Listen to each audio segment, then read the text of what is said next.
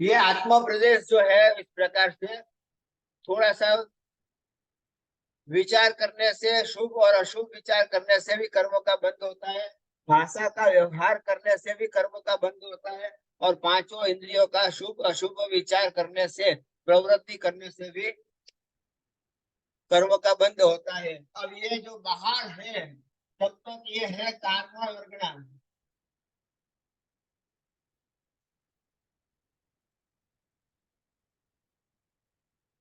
बाहर है तब तक कार्मा वर्गना है।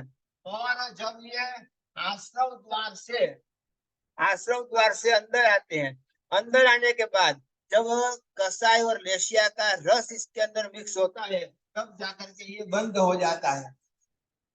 बंद हो जाता है तो बंद हो गया। अब इसका नाम क्या पड़ा? क्या रहा? अब इसका नाम कर्म पड़ गया। इसको हम कर्म कहेंगे। बाहर थे तब कर्म नहीं था, अब यहाँ पर कर्म हो गया। चाय पीते समय कपड़े के ऊपर चाय का थोड़ा सा बिंदु गिर गया, अब क्या होगा? कपड़े के ऊपर दाग लग जाएगा। तो दाग लगा मतलब क्या हुआ? अब क्या कहेंगे? दाग कहेंगे कि चाय का दाग कहेंगे? दाग कहेंगे, पर चाय का दाग कहेंगे, बरोबर है। उसी प्रकार से चाय कप में है, परंतु कपड़े के ऊपर आ गई, तब वो दाग पड़ गया। उसी प्रकार से यहाँ पर ये है। आटा लिया है परात में, पानी डाला है, पिंड बनाया है। जब तक आटा बाहर है तब तक आटा है। परात में लिया तब तक भी आटा है, परंतु पानी डाल करके मिक्स कर दिया, अब वो पिंड बन गया। तो पिंड जो बना उसका नाम है ये कर्म। ख्याल आया? वो कर्म जो है इस प्रकार से बनता है। अब कर्म बन गया। अब कर्म बनने के बाद क्या होगा? एक तो होगी एक प्रकृति, बरोबर है। कौन सी? पयई रस पयसा। प्रकृति स्थिति प्रदेश। हाँ, चार प्रकार के बंद हो गए। प्रकृति बंद हो गया, रस बंद हो गया, स्थिति बंद हो गया, और बाद में आ गया प्रदेश। प्रदेश बंद। प्रदेश बंद। इस प्रकार से कर्म के चार प्रकार के बंद हो गए, बरोबर है। अब चार प्रकार के बंद हुए। अब उसमें जितना रस आपने डाला है यहाँ पर,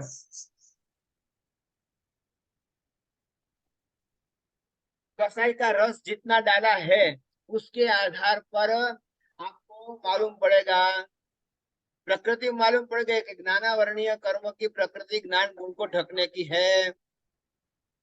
दर्शनावरणीय कर्म की प्रकृति है दर्शन गुण को ढकना। वैसे अब रस बंद मतलब रस कौन सा है, कितना तीव्र है। अब जितना आपका कसाई तीव्र, उतना ही आपका रस बंद भी तीव्र पड़ेगा। और इसी प्रकार से जितना आपके रस बंद जितना तीव्र होगा, उतना प्रदेश बंद भी उतना ही तीव्र आएगा। उतने कार्बन वगैरह के बुद्धल परमाणु ज्यादा आएंगे। और इसके आधार पर आपको स्थिति बंद मतलब टाइम लिमिट पड़ेगी। तो पहले आपने वो प्रकृति को समझना है। प्रकृति कौन सी है, कैसी है? तो पाप प्रवृत्ति करते समय आपको प्रकृति के आधार पर यदि आपने काम किया, तो समझ लो कि आपके रस बंध के ऊपर, स्थिति बंध के ऊपर और प्रदेश बंध के ऊपर भी असर पड़ेगी। रस बंद यानी पावर ना? हाँ, पावर कहो या उनका टेस्ट। स्वाद कहो। हाँ, डेंसिटी। तो इस प्रकार से कहने का मतलब ये हुआ कि प्रकृति तो आपने को मालूम पड़ गया, कर्म की प्रकृति है गुणों को ढाकना, बरोबर है। अब उसके ऊपर रस, उसके ऊपर स्थिति। अब इसमें रस मतलब क्या? डेंसिटी कितना है, कितना पावरफुल है, कितना पावर है उसके अंदर, कहाँ तक टिकेगा। तो स्थिति बंद में आया। स्थिति बंद में उसकी टाइम लिमिट पड़ेगी। ये चार प्रकार के कर्म का बंद होता है। क्या रहा? चार प्रकार के कर्म का बंद हुआ, परंतु चार प्रकार के कर्म का बंद हुआ ना नहीं है। कर्म कितने हैं? स्वीटी कर्म कितने हैं?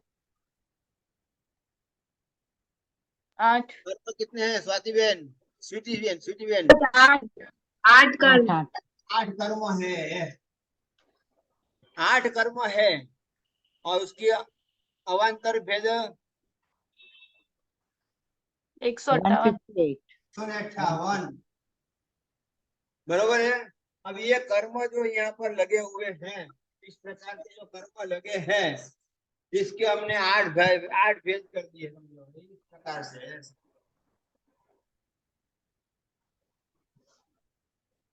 बरोबर है। ये है अनंत ज्ञान, अनंत ज्ञान ने ज्ञानावरणीय कर्म। ज्ञानावरणीय कर्म हो गया। ज्ञानावरणीय कर्म की उत्तर प्रकृति कितनी है? 5 5 है। ज्ञानावरणीय कर्म की 5 प्रकृति है। वैसे ही ये दूसरा आया दर्शनावरणीय कर्म। दर्शन गुण के ऊपर आया दर्शनावरणीय कर्म। दर्शनावरणीय कर्म की 9 प्रकृति है। और वैसे आया ये चारित्र गुण है, यथाख्यात स्वरूप गुण है, उसके ऊपर आया मोहनीय कर्म। मोहनीय कर्म की 28 प्रकृति है। बाद में आया ये अनंत शक्ति का गुण है। अनंत शक्ति के गुण को ढकने वाला आया अंतराय कर्म। क्या आया? अंतराय कर्म। अंतराय कर्म की 5 प्रकृति है। अंतराय कर्म की 5 प्रकृति है। और उसी प्रकार से ये आया ये आया अनामी। अनामी गुण है, अरूपी गुण है, रूप नहीं है, नाम नहीं है, कुछ नहीं है, आत्मा का नाम नहीं है, अनामी गुण है। उसके ऊपर आया नाम कर्म। नाम कर्म की 103 कर्म प्रकृति है। गलत हो तो बोलना। और आया यहाँ पर गुरु लघु नाम का गुण है। गुरु लघु 103 नाम। 2 प्रकृति है ना नाम कर्म की, 103 भी है और तो 148 भी होता है ना। ये कौन बोलेगा पहले? मूल पगई 158 मूल पगई 8 मुलपगई इटे उत्तर पगई अड़वन्न से भी है। अड़वन्ना मतलब कितनी आई? अड़वन्ना मतलब 158 हाँ, इसलिए क्या कितनी गिननी पड़ेगी यहाँ? 103। हाँ, ये 158 कर्म प्रकृति कही है, कर्म ग्रंथ के अंदर ही कही है, तो 1 करने के लिए 103 पकड़नी पड़ेगी। बरोबर है। उसके बाद में आया ये गोत्र कर्म। गोत्र कर्म की 2 प्रकृति है, उच्च गोत्र और नीच गोत्र, ज्यादा कोई फर्क नहीं है। और बाद में आया ये वेदनीय कर्म। अनंत सुख का गुण है, परंतु उसके ऊपर वेदनीय कर्म आया तो शाता भी होगी, कभी अशात्या भी होगी। कभी दौड़ करके हॉस्पिटल जाना पड़ेगा, कभी हॉस्पिटल से घर आना पड़ेगा। क्या करे, सलाइन चढ़ाने के लिए हॉस्पिटल भागना पड़ता है। तो शाता वेदनीय कर्म है, तब तक हंसते रहोगे। और जब अशाता हो जाएगी तो न किसी को पूछेंगे, न किसी को बोलेंगे, भागेंगे सीधे हॉस्पिटल। तो हॉस्पिटल जाना मतलब अशाता होना। तो ये अशाता वेदनीय कर्म जब हृदय में आता है, तब शरीर में रोग बीमारियां होती है। और बाद में आया ये अक्षय स्थिति का गुण है। अक्षय स्थिति मतलब आत्मा की स्थिति कभी बदलती नहीं है। आत्मा की स्थिति कभी नष्ट होती नहीं है। तो उसके ऊपर आया आयुष्य कर्म। आयुष्य कर्म आया, तो आयुष्य कर्म 4 गति के हिसाब से 4 है। ये 4 हो गया। अब ये 5 और 9 28, 5 103, 2 और 4 2 और ये 4 कितनी हो गई? बराबर 158 कर्म प्रकृति हो जाएगी। बरोबर है। ये कर्म बांधने में सहायक हमको मन वचन और काया 3 साधन मिले हैं, उसके हिसाब से अपने कर्म बांधे। अब विचार कर लो, 8 कर्म है और 8 कर्म की 158 कर्म प्रकृति है अलग अलग। अब इसके अंदर जो भी आप आगे आया 103 भी आई और 193 भी आई, और इस प्रकार से अलग अलग आती है। 15 बंधन गिनो तो 103, 5 बंधन गिनो तो 10 और कम हो जाएगी, 93 हो जाएगी। तो उस हिसाब से आपको ये समझ में आ गया बात। तो पहले कर्म ग्रंथ के अंदर सब कर्म प्रकृति का आपको रसबंध वगैरह बता दिया। अब ये इस प्रकार से आपको ये पहले कर्म ग्रंथ का सारांश आ गया। इस कर्म को ऐसा कर्म बांधते हैं और कर्म ये हो गया। क्या पूछना है? मुझे कुछ नहीं पूछना। हाँ ठीक है, तो ये कर्म का समझ में आ गया बात। पूरा कर्म ग्रंथ, पहला कर्म समझ ग्रंथ में आ रहा है क्या? कौन है सरला, स्वीटी, कुसुम, कौन है? सबको समझ में आ रहा है? हाँ गुरुजी, समझ में आ रहा है। नहीं आ रहा हो, कुछ डाउट हो तो हैंड अप करना। हाँ ठीक। आपका वीडियो ओपन रखोगे तो उनको पता चलेगा कि आपको भी आता है समझ में। फेस रीडिंग से भी पता चलेगा। हाँ, तो इस प्रकार से आपको ये 8 कर्म और 158 कर्म प्रकृति हो गई। अब क्या होता है, दूसरा कर्म ग्रंथ हम चालू करते हैं। तो दूसरे कर्म ग्रंथ के अंदर यहाँ पर कहते हैं कि भाई अब दूसरे कर्म ग्रंथ के अंदर पहली गाथा जो ली है वो किस प्रकार की है? श्री वीर जी तह थुणिमो वीरजिनम तह थोड़ी वीरजीनम, आगे जल गुण ठाणे सुशैल कम्माई बंधु दयो वीरनया सत्ता पत्तानी खवियानी। हाँ, सत्ता पत्ता खवियाणी, मतलब सत्ता कितनी है, क्षय कितना है, उदय कितना है और उदीर्णा कितनी है, इस प्रकार से सब बात वहां पर करेंगे। अब कहाँ पर भगवान महावीर स्वामी भगवान ने भी पहले तो मिथ्यात्व गुण स्थानक पर थे। अनादि अनंत काल से महावीर स्वामी भगवान की आत्मा भी मिथ्यात्व गुण स्थानक पर थे, मिथ्यात्वी थे। और मिथ्यात्वी में से धीरे धीरे आगे बढ़ करके पहला गुण स्थानक प्राप्त किया। और पहला गुण स्थानक प्राप्त करके भगवंत अपने आगे बढ़ते हुए भगवंत ने सम्यक दर्शन प्राप्त किया। सम्यक दर्शन प्राप्त करने में क्या किया? एक तो है चार जो है कषाय, और 3 है मिथ्यात्व।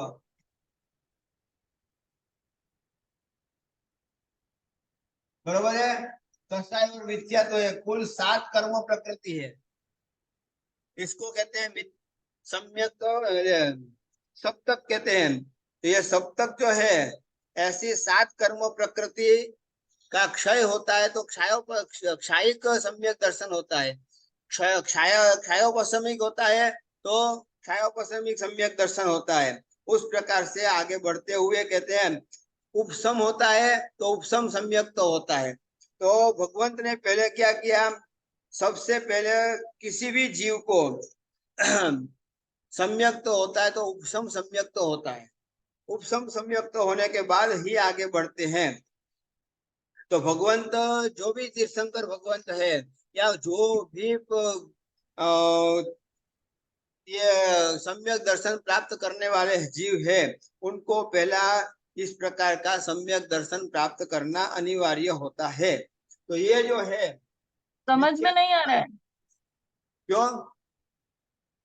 कुछ हार्ड लैंग्वेज जा रही है। अरे बाप रे, मतलब मिथ्यात्व जो है, मिथ्यात्व का मतलब क्या यहाँ पर, पहले ये मिथ्यात्व समझ लो। चलो, मिथ्यात्व जो है, अक्षर तो समझ में आते। ये अक्षर की बात नहीं है, क्या अक्षर की बात करते हो? मिथ्यात्व जो है वो है अपनी मान्यता को उल्टी करता है, विपरीत करता है। मिथ्यात्व का काम क्या है? आत्मा है तो आत्मा नहीं मानना, नेगेटिव पोज में जाता है। स्वर्ग नरक है तो नहीं है। स्वर्ग नरक किसने देखा है? कहाँ देखा है? ईट ड्रिंक पी मेरी, खाओ पियो मौज करो, कोई स्वर्ग नहीं है, कोई नरक नहीं है, कुछ नहीं है। यही स्वर्ग है और यहीं पर नरक है, ऐसी मान्यता।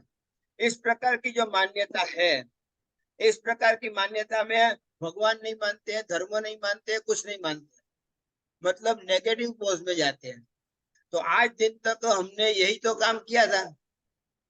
अगर तो अपना नहीं मानते हो, अपना धर्म को नहीं मानते हो, बट वो कोई दूसरे धर्म को मान रहे हो, तो वो मिथ्यात्व ही हुआ यहाँ ना। धर्म धर्म अपना के दूसरा जैन के अजैन की बात नहीं है, यहाँ आत्म धर्म की बात है।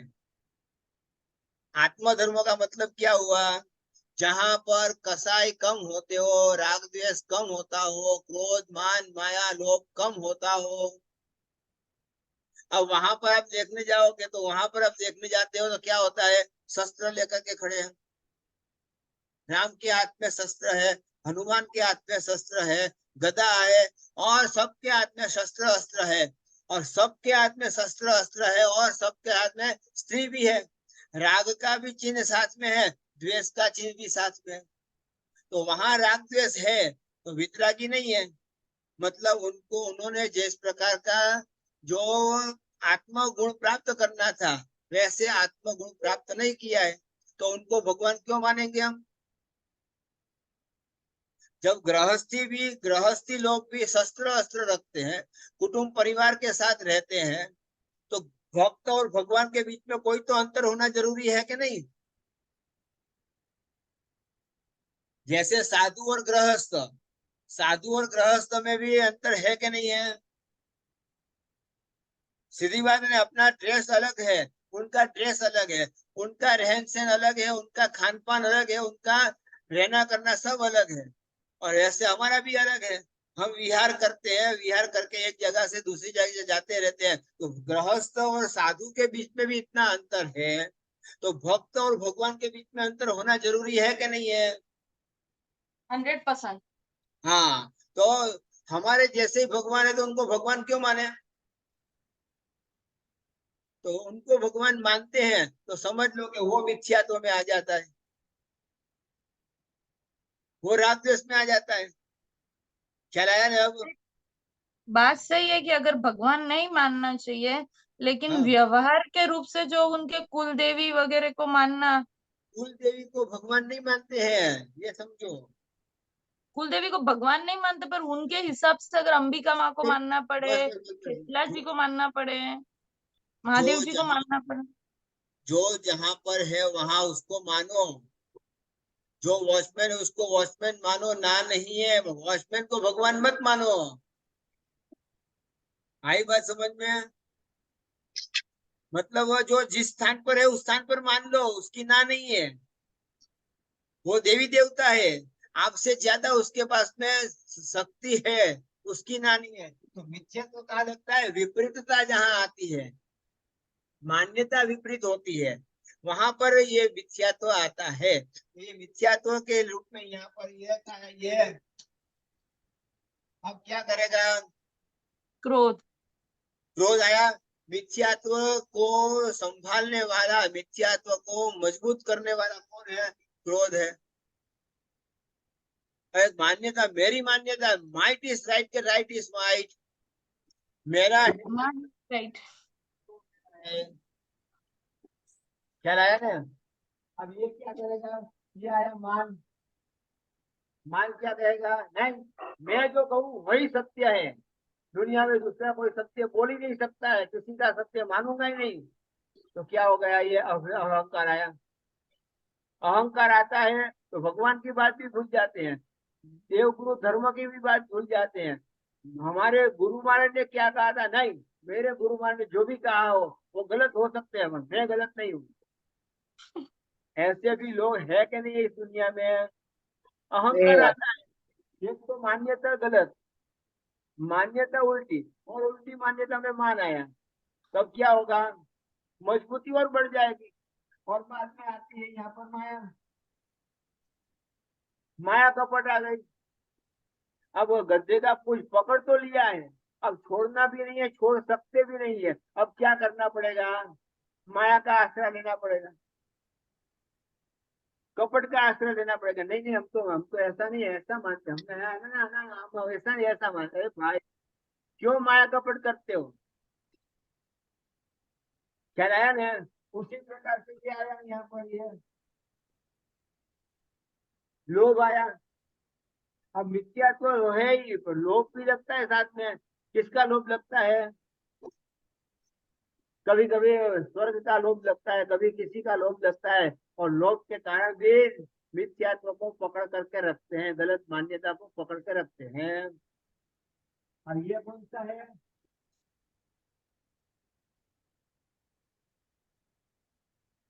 आनंद ज्ञान, आनंद अनंतानुबंधी।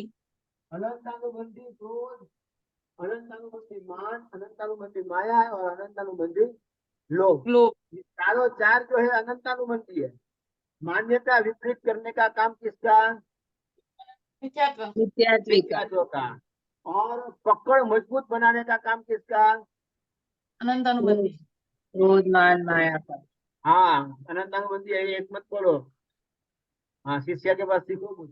क्रोध मान माया लोभ, अनंतानुबंधी क्रोध मान माया लोभ, ये आया है। मतलब वह क्या हुआ? एक दूसरा धागा ऐसा है, एक धागा ऐसा है, और इसके बीच में ये गांठ पड़ गई है। तो ये तो संग्रहण हो गया। संघर्ष नहीं हुआ है। सब तक सब बस जुड़ गए। यहाँ बात करो, फक्त अपने धागा की बात करो। ये रेशम का धागा है, समझ लो। एक मिथ्यात्व का धागा है और एक कसाई का धागा है। दोनों के बीच में गांठ पड़ गई। रेशम का धागा, सुनना बरोबर, समझना। रेशम का धागा, गांठ पड़ने के बाद उसके ऊपर अरंडी का तेल लगाना, और अरंडी का तेल लगाने के बाद अपने नाखून जितने भी है उतने सब काट लेने का।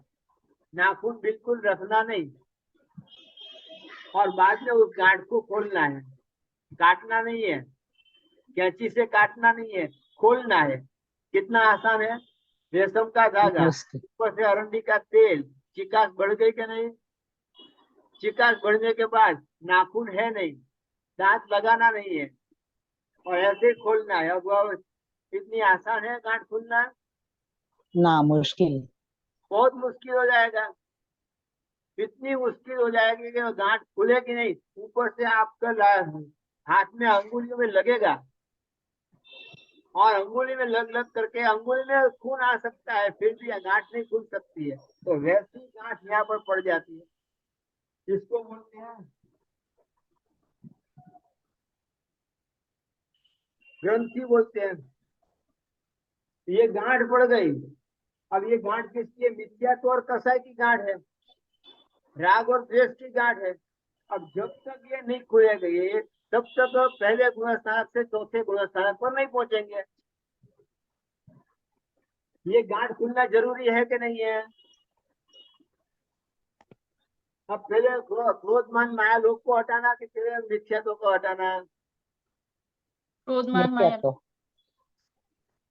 ये सीधा मिथ्यात्व को ही हटाना है।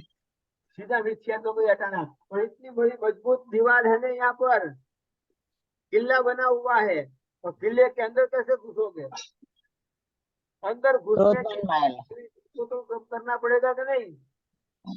मिथ्यात्व। एक मिनट, मेरे क्रोध मान माया लोग जब तक आपका कम नहीं होगा तब तक मिथ्यात्व भी कैसे कम होगा? और ऐसा भी हो सकता है, मिथ्यात्व जब तक कम नहीं होगा तब तक क्रोध मान माया लोग अनंतानुबंधी में से नीचे कैसे उतरेगा? दोनों तरफ विचार करने जैसी बात है। तो अपने हाथ में क्या है? ये क्रोध मान माया लोग अपने हाथ में है। हम जो है थोड़ा विचार करते हुए, ज्यादा कुछ नहीं, जिसके साथ में राग द्वेष होता है, जिसके साथ में झगड़ा होता है, जिसके साथ में मन मुद्दा होता है, हाथ जोड़ करके भिक्षा मांग करके, तो क्या होगा? क्रोध आगे बढ़ेगा नहीं, मान अहंकार आगे बढ़ेगा नहीं, माया कपट करने की आवश्यकता नहीं रहेगी, लोभ की आवश्यकता नहीं रहेगी। तो इसके इसके जो है मजबूती दीवार जो है, वो मजबूत दीवार सब हट जाएगी।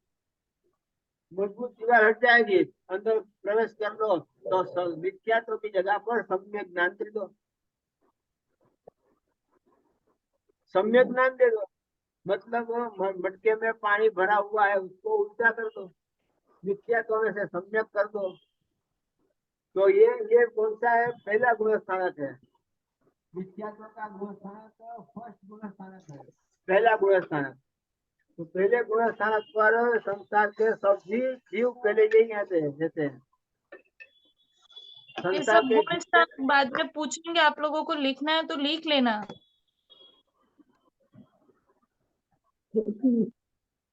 संसार के सभी जीव, एक भी जीव बाकी नहीं है, सभी जीव मिथ्यात्व में ही रहते हैं। और बाद में जब जब जब जब जब जब ज्ञान बढ़ता है तो बाद में उसकी मान्यता में फर्क पड़ता है। जब तक ज्ञान नहीं बढ़ता है तब तक मान्यता में फर्क नहीं पड़ता है। इसलिए मिथ्या ज्ञान में से सम्यक ज्ञान में आने की प्रक्रिया के लिए पहले ग्रंथि भेद करना पड़ेगा। ग्रंथि भेद होगा कि आपकी ग्रंथि टूटेगी, और ग्रंथि टूटते ही बाद में आप जब चौथे गुण स्थान पर आओगे तब जाकर के आपको सम्यक दर्शन प्राप्त होगा। तो पहले गुण स्थान पर कितने उदय में है, तो कर्म प्रकृति कितनी उदय में है, कितनी उदीर्णा कर सकते हैं, कितने सत्ता में है, ये सब विचारना करना पड़ेगा। बाद में जो है दूसरे गुण स्थान पर बाद में आएंगे, तीसरे गुण स्थान पर बाद में आते हैं। शाश्वतन का दूसरा है, मिश्र का तीसरा है, और चौथा गुण स्थान जो है वो है सम्यक दर्शन। सम्यक दर्शन का है। जैसे ग्रंथि भेद हुआ और ग्रंथि भेद होते ही तुरंत आप चौथे गुण स्थान पर आएंगे। फिर दूसरा और तीसरा गुण स्थान बाद में आता है, जब वो ऊपर से नीचे गिरते हैं तब आता है। और इस प्रकार से चौथे गुण स्थान पर आए।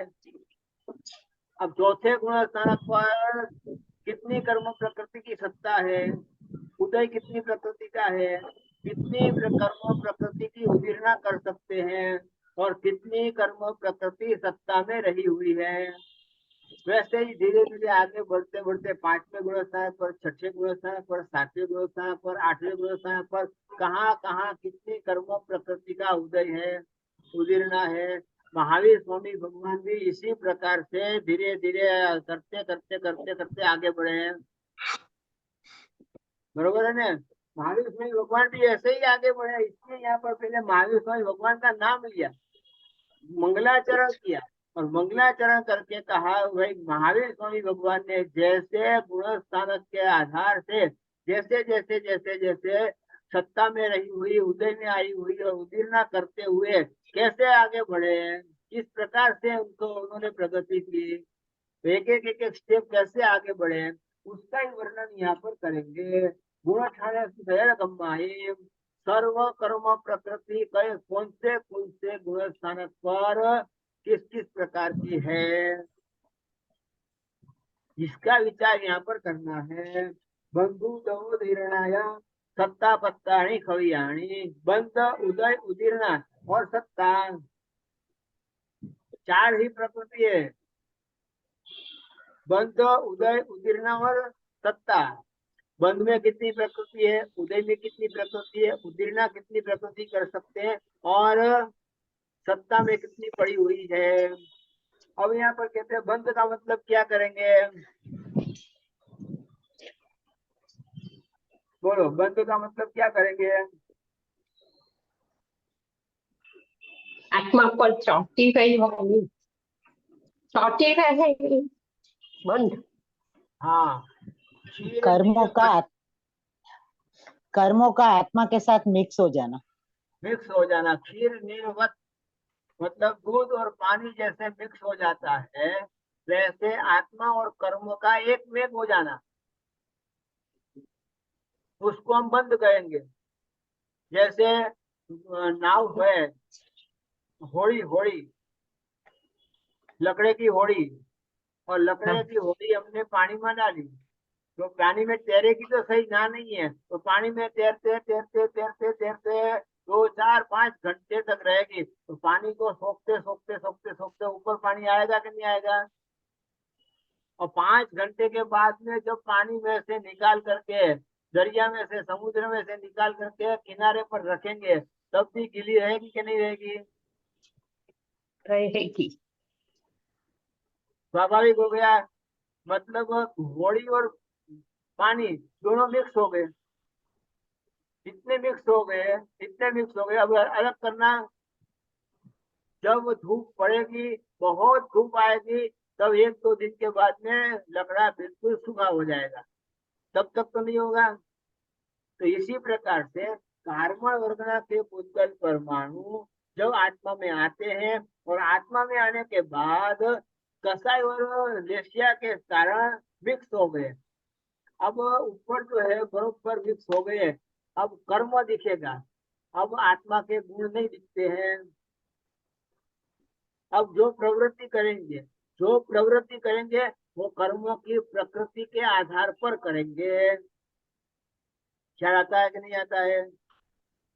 कर्म की प्रकृति और प्रवृत्ति दोनों में फर्क है। प्रकृति कौन सी है? कर्म की मिथ्यात्व वगैरह कर्म की प्रकृति है, और कर्म की प्रकृति का उदय होता है, उसके आधार पर प्रवृत्ति करेंगे।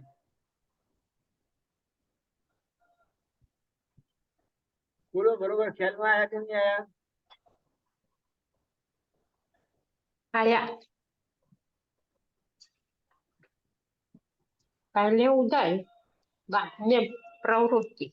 हाँ, उदय होगा, उदय से प्रवृत्ति होगी, और प्रवृत्ति से बाद में वापस कर्म का बंद होगा, वो प्रकृति बंद में आएगा।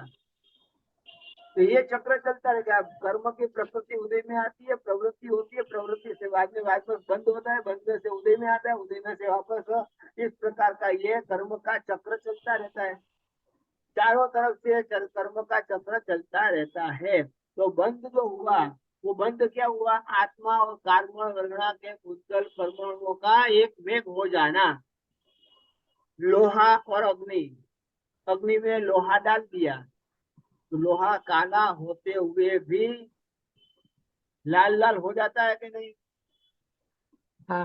लोहे का जो गोला है उसके अंदर एक मेघ भी नहीं जा सकती है। लकड़े के अंदर मेघ जा सकती है और लोहे के अंदर मेघ नहीं जा सकती है, परंतु अग्नि ने प्रवेश कर लिया कि नहीं? अग्नि ने प्रवेश कर लिया तो लोहा काला था वो लाल बन गया, अग्निमय बन गया। तो ये अग्निमय बन गया मतलब क्या हुआ? अब इतना काला काला होते हुए भी लाल लाल हो गया, तो अग्निमय हो गया। वैसे आत्मा जो है कर्ममय बन जाता है, उसका नाम है बंध। क्या?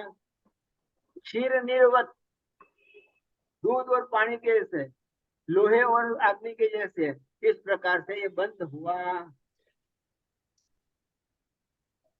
बंद के बाद में आया कौन सा? उदय। उदय होता है।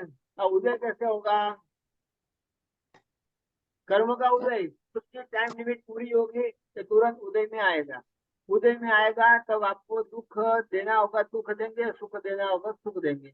शुभ कर्म का उदय आएगा तो सुख मिलेगा, अशुभ कर्म का उदय होगा तो सुख मिलेगा। सुख मिलेगा। तो इसी प्रकार से यहाँ कहते हैं कि इतना भी हो जाए, मिथ्यात्व आदि जो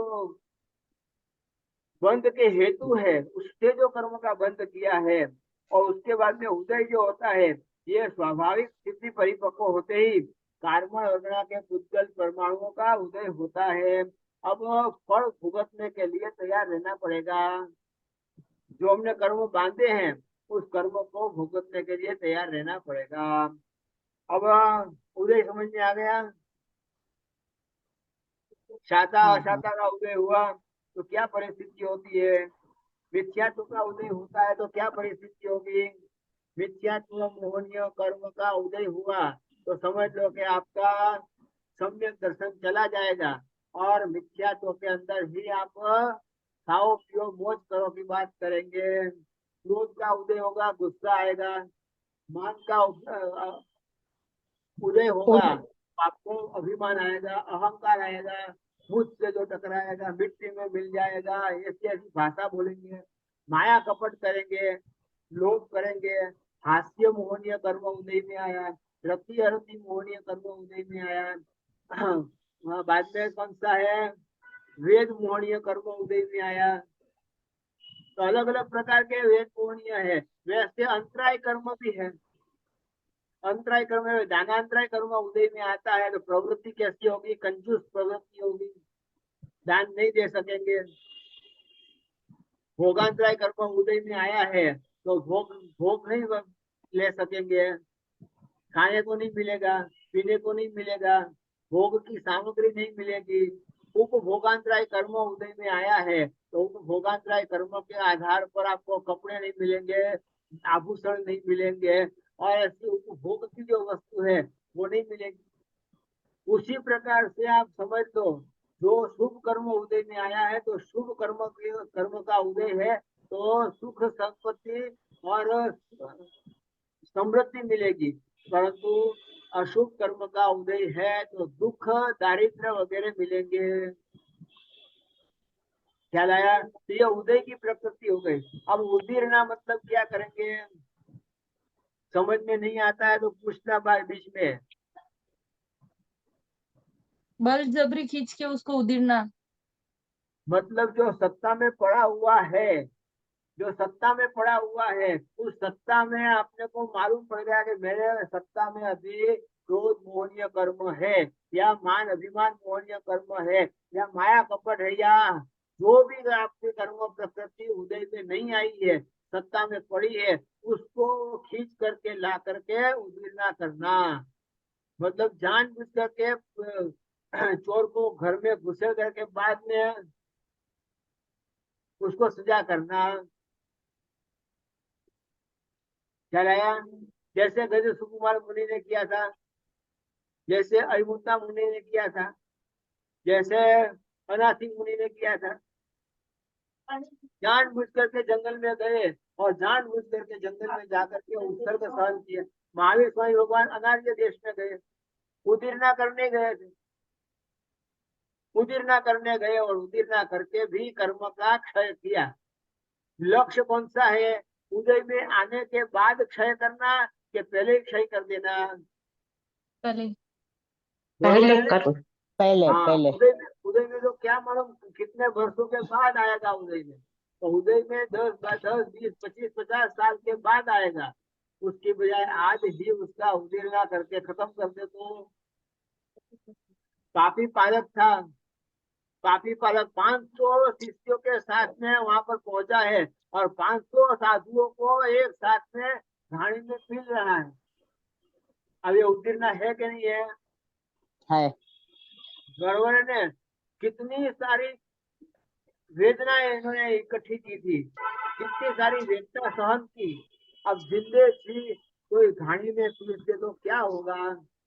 तिल को पीसते हैं तो तेल निकलता है, और जिंदे जी आदमी को पीसोगे तो क्या निकलेगा? खून ही निकलेगा।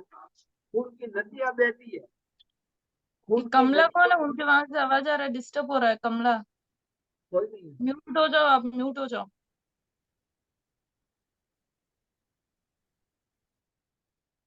यह कोई नहीं है। कमला है कोई तो। हाँ हाँ, तो ये इस प्रकार से कहने का मतलब, उदय में जो नहीं आया है उसको उदय में ला करके खपाना, परिश्रम करना, पुरुषार्थ करना, उसके लिए ध्यान करो, उसके लिए तप करो, उसके लिए परिसह सहन करो, उसके लिए उपसर्ग सहन करो। जो भी आपको सहन करना पड़े सब सहन कर लो। लोच करना है, लोच भी उजीरना है। शांति से ध्यान में बैठ जाओ, ध्यान में बैठ करके लोच कराओ, पता ही ना चले लोच कब हो जाए।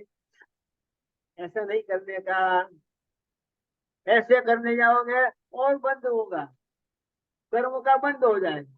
उदीरना का साधन कर्म का साधन बन जाएगा, कर्म बंद का साधन बन जाएगा। विहार करते हैं, विहार करते हुए थकते हैं कि नहीं थकते हैं? कोई भी साधु साध्वी स्वाभाविक है, 10, 12, 15, 20, 25 किलोमीटर चलने के बाद भी थकान तो लगती है कि नहीं? हाथ पैर तो है, दुखते हैं। दुखने के बाद भी यदि आप राजी हो, दुखते हैं, शरीर थका है, फिर भी आनंद है कि आज मैंने भगवान की आज्ञा का पालन करके मैं इतना विहार कर सका, इतना विहार कर सकी। बरोबर है ना? आनंद से आपने उसको लिया तो आपका थकान जो है ना वो कम हो जाएगा, इतना माइंड में इतना असर नहीं करेगा। परंतु बाप रे क्या करे, ऐसे जो रोने बैठ गए तो कम हाथ पैर दुखते हुए भी ज्यादा हाथ पैर दुखेगा। इसलिए रोना नहीं, कर्म के सामने रोना नहीं है, कर्म के सामने तो वीर बनना है, कर्म के सामने ताकतवान बनना है। कर्म जैसे नचाए वैसे हम नाचते रहे क्या?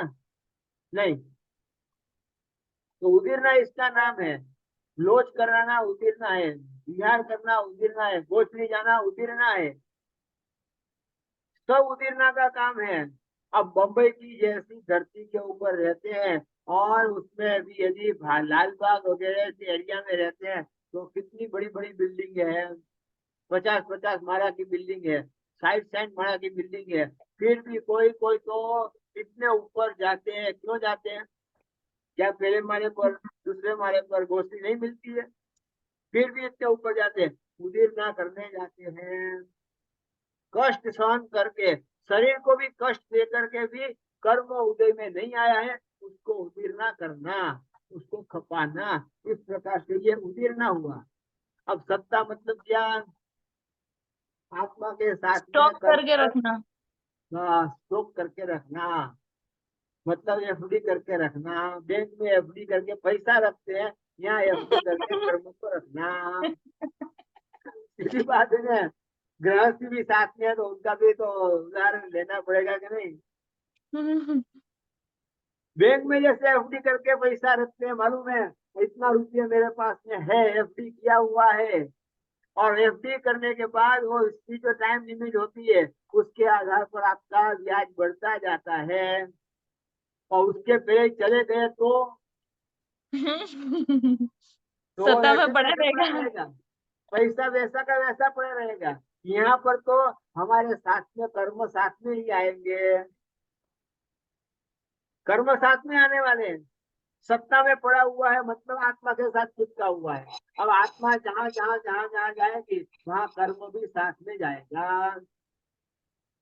कर्म के बिना आत्मा परिभ्रमण नहीं कर सकती है। सत्ता में पड़े हुए कर्म के आधार पर ही उनको आगे जाना है। तो इस प्रकार से ये सत्ता हो गई। तो बंध, उदय, उदीर्णा और सत्ता, चार प्रकार जो है उस चार प्रकार के अंदर आपको आगे बढ़ना है। भाई भगवान महावीर ने भी इसी प्रकार से साधना की, और साधना करके भगवान महावीर आगे बढ़े, और आगे बढ़ करके एक दिन ऐसा आया सभी कर्मों को क्षय कर दिया, एक भी कर्म बाकी नहीं रहा। सबसे पहले भगवान महावीर ने कौन से कर्म का क्षय किया? मोहनीय। मोहनीय कर्म का सबसे पहले मोहनीय। कर्म का क्षय किया। क्योंकि मिथ्या तो किसमें है? मोहनीय में है। क्रोध मान मालोभ किसमें है? मोहनीय में है। राग द्वेष किसमें है? मोहनीय में है। हास्य आदि किसमें है? मोहनीय में है। वेद मोहनीय किसमें है? ये भी मोहनीय कर्म में है। तो पहले मोहनीय कर्म को हटाओगे तभी राग द्वेष हटेगा। राग द्वेष हटेगा तो ही नए कर्म का बंध नहीं होगा। ये राग द्वेष का जो आश- रस है वो रस के कारण वापस कर्म का बंद होता जाएगा, और वापस बंद होते होते होते होते पिंड बन जाएगा। साहेब तो जी, आंसू हाँ, आंसू कौन सा कर्म का उदय? कौन? आंसू जो आते हैं ना वो। रोना। हाँ। हाँ, हास्य के सामने रोना है ना, मोहनीय। मोहनीय कर्म ही है। अब किस कारण से आपको रोना आया?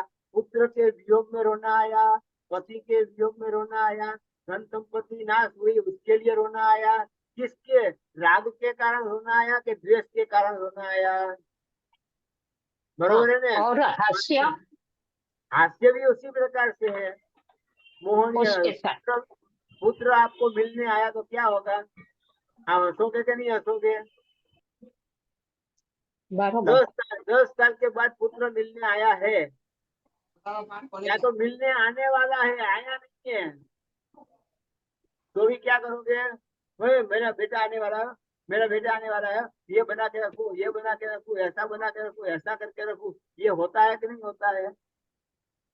होता है।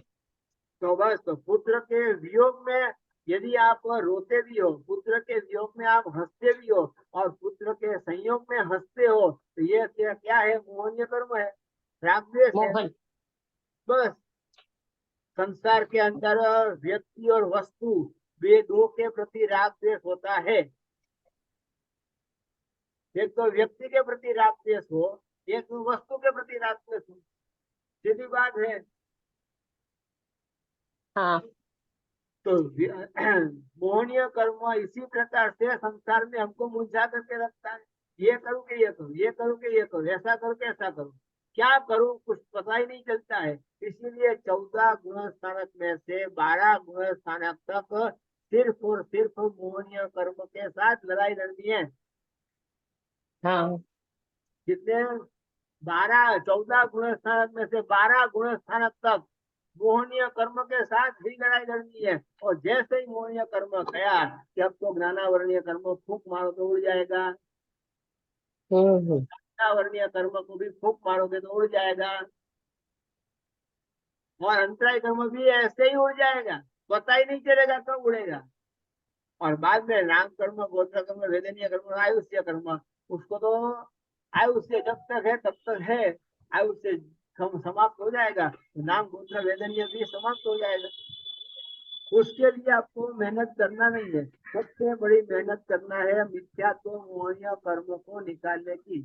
और उसके बाद में सम्यक प्राप्त होने के बाद आगे आगे आगे आगे आपको संपूर्ण मोहनीय कर्म का क्षय कैसे हो, हाँ उसके आधार पर ही आपको लड़ाई लड़नी है, वैसे ही आपको आगे बढ़ना है। तो भगवान महावीर ने यही तो काम किया है, अजितनाथ भगवान ने यही काम किया, चंद्रगुरु भगवान ने यही काम किया। कितना भी मोहनीय कर्म उदय में आया कि नहीं आया। जैसे ही आया। भगवान ने दीक्षा ली और दीक्षा लेते ही प्रतिकूल उपसर्ग भी हुए और अनुकूल उपसर्ग भी हुए थे ना। अनुकूल उपसर्ग माता पिता बन करके आए और भगवान को कहा भाई आप इतनी सारी तपस्या करते हो, एक काम करो ने, थोड़ा सा सूर्योदय हो गया है, सूर्योदय हुआ है, नौका का पचकान आ गया है, थोड़ा सा पारना कर लो। अब भगवान को मालूम है कि सूर्यास्त होकर के मैं जंगल में आया हूँ, हम्म, भगवान को पता नहीं था क्या, पता होते हुए भी अनुकूल उत्सर्ग। कोई तो स्त्री आती है और स्त्री आकर के कहती है भाई मेरे साथ शादी कर लो। अब क्या करूं, मेरा पुण्य नहीं है कि आपके जैसा पति मिले, और आप निकले ही हो, आए ही हो मेरे सामने तो मेरे पति बन जाओ। अब क्या करना, ये अनुकूल उपसर्ग हुए। तो भगवान को भी अनुकूल उपसर्ग भी होते हैं, प्रतिकूल उपसर्ग भी होते हैं, फिर भी भगवान का न्यूट्रल देते हैं। नहीं, अनुकूलता के अंदर राग करना नहीं है और प्रतिकूलता में द्वेष करना नहीं है।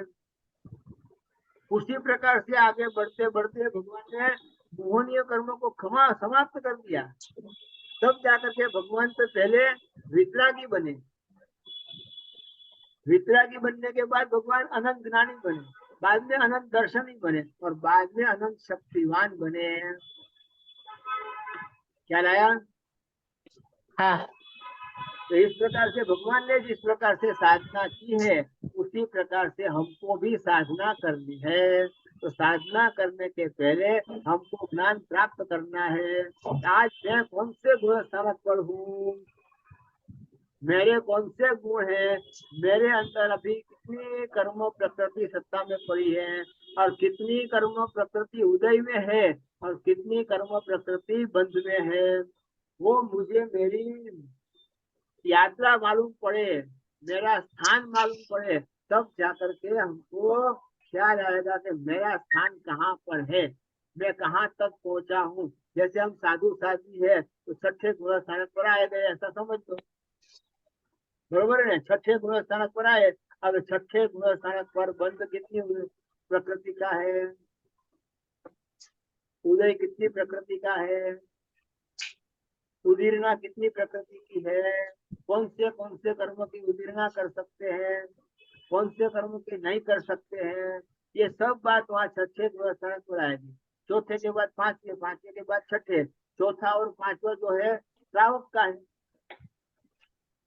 चौथा पांचवा गुण स्थान श्रावक का है। एक सम्यक दृष्टि श्रावक है और एक व्रत वृत्तिधर श्रावक है, और छठा गुण स्थान सर्व वृत्तिधर है, सातवां गुण स्थान सर्ववृत्ति का है, आठवां नौवां दसवां जो ऊपर का जितने भी गुण स्थानक है सब सर्ववृत्ति के गुण स्थानक है।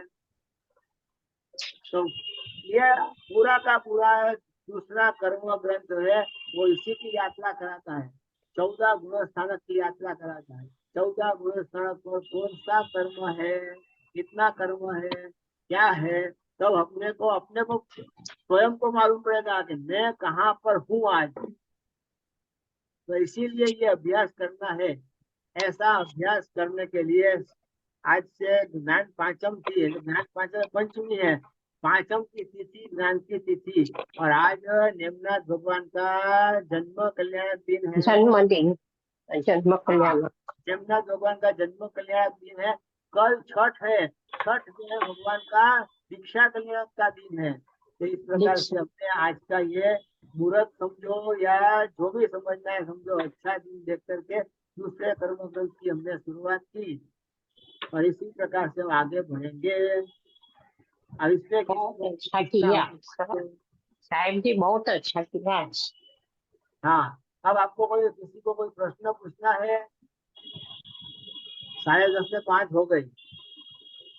आज पहला दिन था, थोड़ा इंटरनेट में गड़बड़ की, बाकी अब कल से बरोबर व्यवस्थित हो जाएगा। हाँ, किसी को कुछ पूछना है?